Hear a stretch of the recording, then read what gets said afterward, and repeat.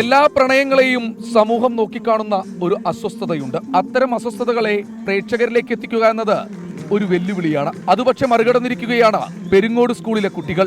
വൈവിധ്യങ്ങളും തെരഞ്ഞെടുപ്പുകളും കൊടും കുറ്റകൃത്യമാകുന്ന കാലത്ത് സീതയെയും രുക്കുവിനെയും കൊണ്ട് ഒരു പ്രണയ കാവ്യം തന്നെ രചിക്കാൻ പ്രണയകാലത്തിനായി.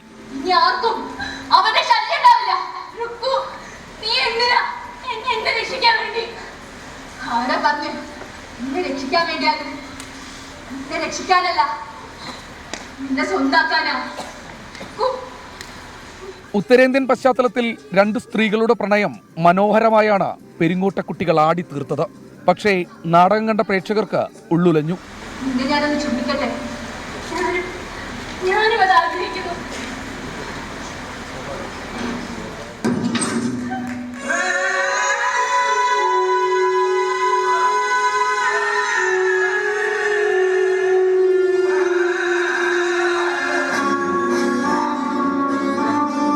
നമ്മുടെ പൊളിറ്റിക്സ് നമുക്ക് പറയാനുള്ളത് പറഞ്ഞത് ശരിയോ തെറ്റാന്ന് തീരുമാനിക്കേണ്ടത് ആളുകളാണ്. അതിന് നമുക്ക് പറയാനുള്ളത് എന്താണെന്നുള്ളത് നമ്മൾ വളരെ പറഞ്ഞു വെച്ചിട്ടുണ്ട്.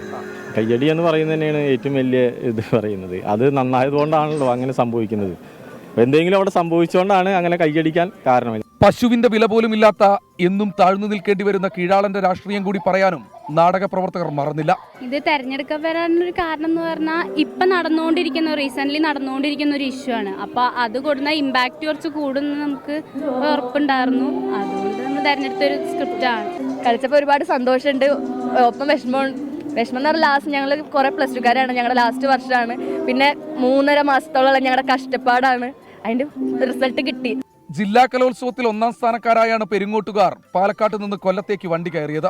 നിറസദസ്സിന് മുൻപിൽ ലൈംഗിക ന്യൂനപക്ഷങ്ങളുടെ ശബ്ദം ഉച്ചത്തിൽ ഉയർത്തി കുട്ടികൾ വേദി വിടുമ്പോൾ അതൊരു മുന്നറിയിപ്പാണ്. ഹേ ഭരണകൂടമേ, നിങ്ങൾക്കു നേരെ വിരൽ ചൂണ്ടാൻ ഇവിടെ ചെറുപുഷ്പങ്ങൾ നാം വിടുന്നുണ്ട്. സഞ്ജയ് ഇക്ബാലിനൊപ്പം ശ്രീകുമാരൻ, 24 കൊല്ലം.